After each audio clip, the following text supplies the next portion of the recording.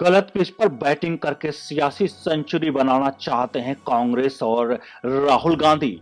ऐसे में तो जीतना मुश्किल है। रामायण में एक बहुत अहम किरदार है, उसके बिना रामायण खत्म ही नहीं होती है, पूरी ही नहीं होती है। ये है विभीषण। उनके बिना रामायण का जो मरना वो संभव ही न था। ना रावण मरता, ना रामायण पूरी होती। विभीषण के मर्यादा पुरुषोत्तम श्री राम की उन्होंने मदद की थी।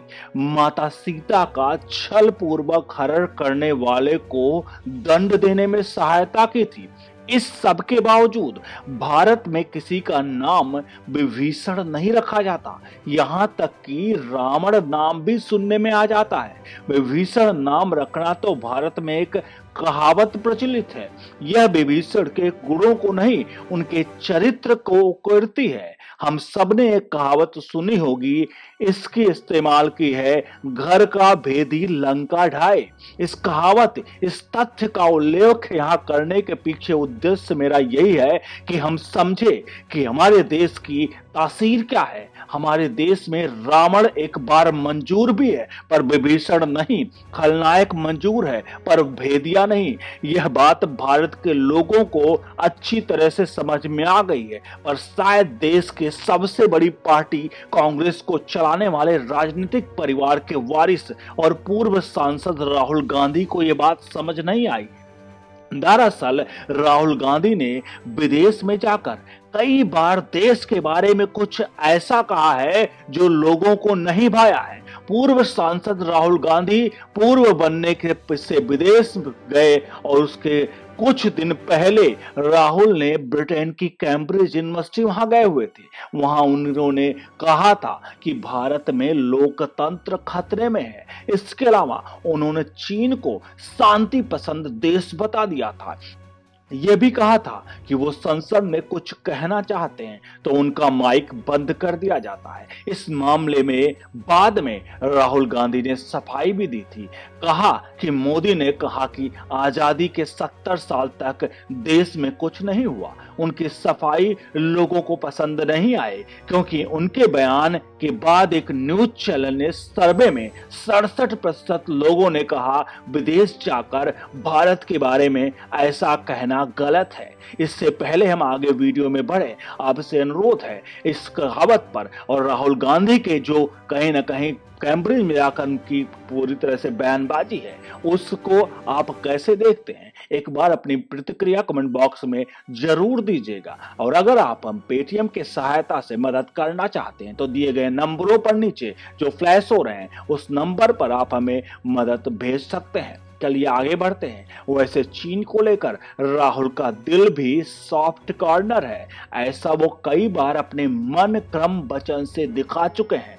कॉर्नर सॉफ्ट क्यों पता नहीं, कितना इसका अंदाजा इसी से लगाया जा सकता है कि जब साल 2017 में डोकलाम में भारतीय सैनिक अड़े हुए थे, भिड़े थे, तो राहुल गांधी को रात में चीनी दूतावास जाना पड़ा था। आरोप तो यह भी लगाया जाता है कि यूपीए 1 की सरकार में कांग्रेस ने चीन की कम्युनिस्ट पार्टी से समझौता किया था। ये किस देश के दल से समझौते का ऐसा मुद्दा था जिससे देश ने साथ साथ सुप्रीम कोर्ट की पीठ को भी हैरानी में डाल रखा था। आपको बता दें, ये बात सच है कि चीन की कम्युनिस्ट पार्टी से आखिरकार कांग्रेस ने समझौता किया था। और बात है यूपीए सरकार के दौरान जब मनमोहन सिंह प्रधानमंत्री थे और ऐसे में राहुल गांधी और सोनिया गांधी जाकर के कांग्रेस के जो चीन से आखिर वो समझौता करके आए थे, तो क्या वो समझौता चीन से आने वाली किस्तों का है जिससे वीटो पावर भारत से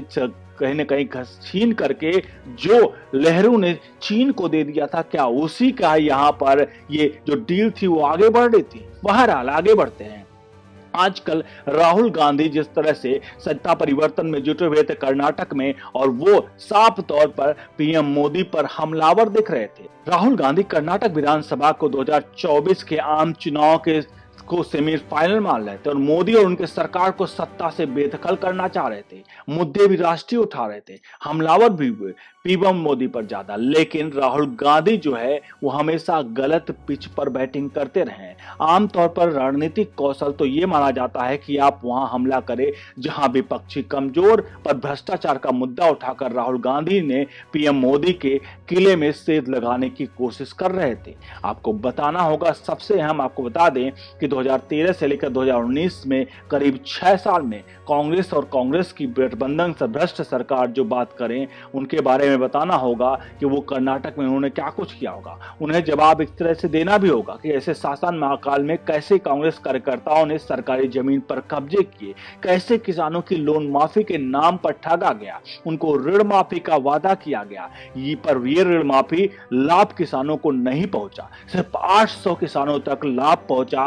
बात में जो है कहीं ना कहीं जोर शोर से उठी। आरोप तो ये भी लगा कि कांग्रेस की पिछली सरकार ने तो कूड़े के में भी घोटाला कर दिया था। आरोप यह भी लगा कि कांग्रेस के शासनकाल में 400 करोड़ रुपए का माला प्रभा स्कैम भी हुआ। अमरावती लैंड स्कैम और शिक्षक एवं पुलिस भर्ती घोटाले में कांग्रेस का साख कहीं ना कहीं वो पूरी तरह से लिप्त रही। इतना ही नहीं, राहुल गांधी को यह जवाब भी देना होगा कि कांग्रेस की हुबली को हिंसा वाले समर्थन किया, उसके बाद उसके साथ खड़ी रही।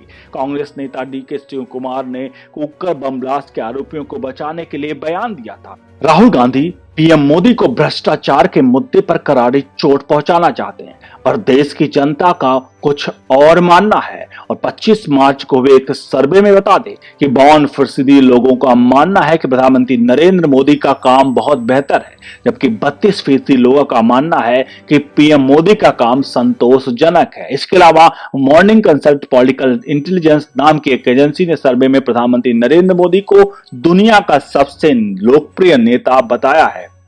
इस सर्वे में 77% मतों के साथ पीएम मोदी जो हैं वो पॉलिटिकल इंटेलिजेंस नाम की एक एजेंसी के सर्वे में प्रधानमंत्री नरेंद्र मोदी दुनिया के सबसे लोकप्रिय नेता माने गए हैं। इस सर्वे में 77% मतों के साथ पीएम मोदी सबसे आगे हैं। 69% मतों के साथ मैक्सिको के president Andres Manuel Lopez Obrador दूसरे और 56% मतों के साथ ऑस्ट्रेलिया के पीएम एंथनी अल्बानेज़ तीसरे स्थान पर रहे हैं।